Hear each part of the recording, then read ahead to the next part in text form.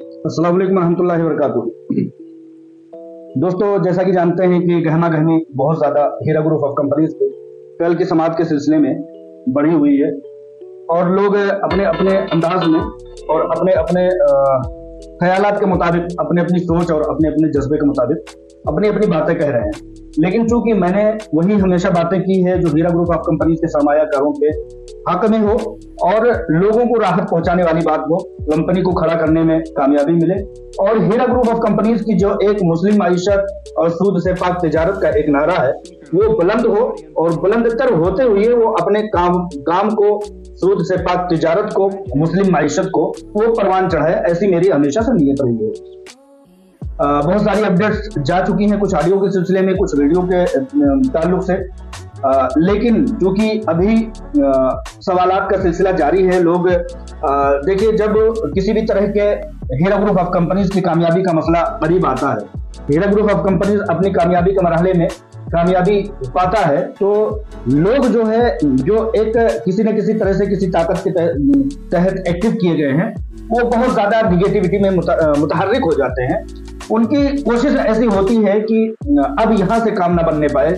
और यहाँ से कहीं ना कहीं बात बिगड़ जाए। उनकी कोशिश ऐसी होती है। उनकी कोशिश क्यों होती है, किन लोगों के जरिए से होती है?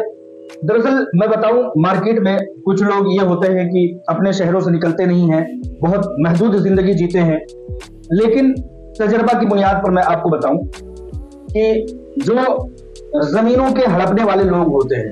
वो इस जाल को बुनने में मार्केट में लगे रहते हैं कि किसकी जमीनें हड़पनी है और किस तरह से उसका जाल बुनना है। तो ये जमीन माफिया जो होते हैं वो क्या करते हैं कि जमीनों पर और उस शख्स पर ऐसा जाल फेंकते हैं। बहुत सारी मिसालें आप देखेंगे जिनको आप जालिम समझते हैं, जिनको आप जाबिर समझते हैं, लेकिन वो ऐसा होता नहीं है।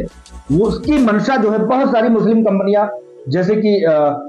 IMA है, इंजाज है और अल्फलाह है, इस तरह की बहुत सारी कंपनियां वो आई, खड़ी हुई, लेकिन जब उन्होंने अपने पैर पसारने शुरू किए और अपनी तरक्की के मनाजिल तय करने शुरू किए, तो जमीन माफियाओं ने, गलतकार लोगों ने उनको ब्लैकमेल करना शुरू किया। प्राइम लोकेशन पर जो जमीनें होती हैं उन पर वो किसी न किसी तरह से अपना एक हथकंडा अपना लेते हैं और उस पर कब्जा जमाने की, अपना इंक्रोचमेंट की कोशिश शुरू कर देते हैं। अब क्या होता है, वो मामला मुकदमे में जाता है। वो मुकदमे में जाने के बाद उस पर, उस आदमी को, उस कंपनी को पूरी तरह से गलत साबित करने के लिए वो लोग और डिपार्टमेंट्स को मिला करके, इंतजामिया को मिला करके और कुछ इस तरह के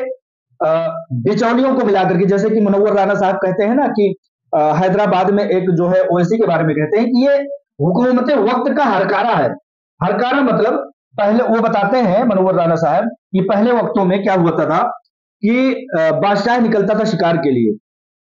लिए निकलता था, उसके बाद अपने सिपाहियों को भेज देता था जंगलों के अतराफ में भेज देता था। वो वहां से हू हल्ला करते हुए आते थे, जानवरों को खदेड़ करके लेकर के आते थे और बादशाह जिस सिमत में होता था उन रेवड़ों को, उन जानवरों को वहां इकट्ठा कर देते थे। उसके बाद वो बादशाह जो है बड़ी आसानी से उनका शिकार कर लेता था। तो ये जो जमीन माफिया होते हैं, जिन सारी कंपनियों को मैंने गिनाया, वो कहीं ना कहीं एक काम करने के लिए आई हुई होती हैं।